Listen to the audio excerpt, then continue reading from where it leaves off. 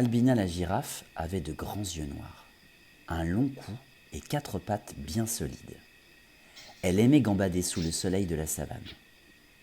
Elle était douce, tranquille, gentille, mais elle ne souriait jamais, car elle était blanche, toute blanche. Elle aurait tant voulu être comme les autres girafes, avoir une peau cuivrée et de belles taches dorées. Un matin, alors que le soleil commençait à réchauffer la savane, Albina se désaltérait au bord de la rivière. L'eau, tel un miroir, lui renvoyait son image. Songeuse, elle se contempla un moment, un si long moment, qu'elle en oublia de se relever. Elle resta immobile presque 1 heure sous les rayons du soleil. Non loin de là, un babouin l'observait. Attention Albina, ne reste pas aussi longtemps au soleil, il va te brûler les fesses. Bientôt, tu auras un derrière tout rouge, comme moi. Et demain, quand tu te réveilleras, ta peau sera toute cramoisie. Albina se redressa vivement. Elle ne voulait pas avoir les fesses rouges, comme Beru, le babouin moqueur. En revanche, de belles taches dorées, pourquoi pas? Elle venait d'avoir une idée. Si le soleil peut changer la couleur de ma peau, je vais enfin pouvoir ressembler aux autres girafes. Il suffit de m'installer au bon endroit pour que le soleil dessine de belles taches sur ma peau toute blanche. Sans plus attendre, Albina s'installa derrière un arbre aux feuilles rondes et clairsemées. Puis, elle attendit. Le soleil était de plus en plus haut dans le ciel. 1 heure s'écoula. Les rayons du soleil avaient dessiné sur la peau d'Albina de belles taches rondes. Un rire moqueur la fit tressaillir.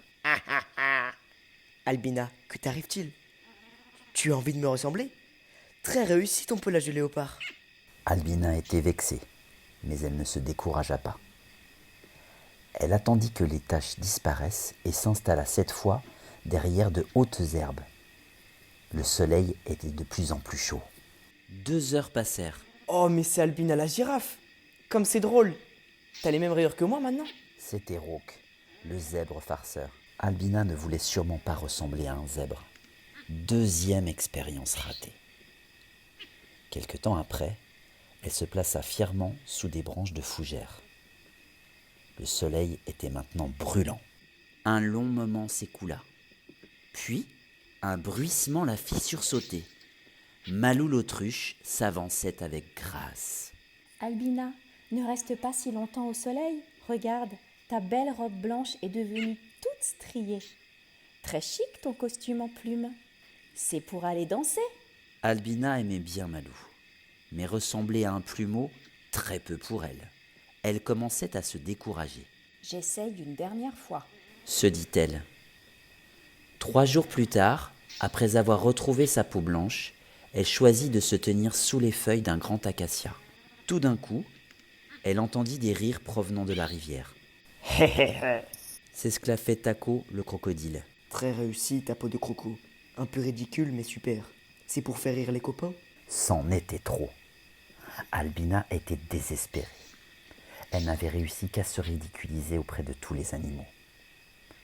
Elle ne voulait ressembler ni à un léopard, ni à un zèbre, ni à une autruche, et encore moins à un crocodile. Les journées passaient, Albina s'était résignée. Elle ne songeait plus à transformer sa robe blanche. Depuis des semaines, le soleil enveloppait la savane. Les lacs étaient presque à sec et l'eau commençait à manquer dans les rivières. Les animaux étaient très inquiets. Ils se réunirent autour du plus vieux et du plus sage d'entre eux, Baron l'éléphant. Celui-ci prit la parole. La situation est grave.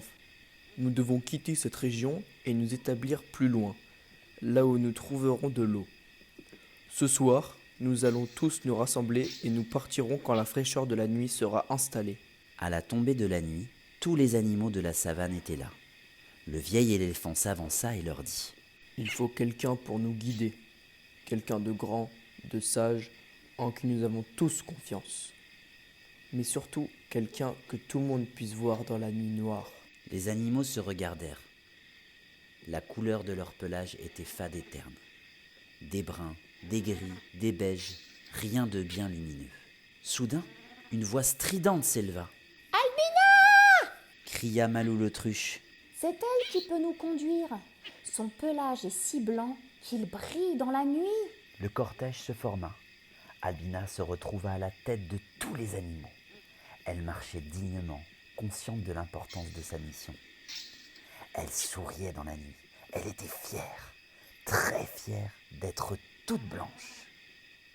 Olélé, olélé, Moliba Makassi.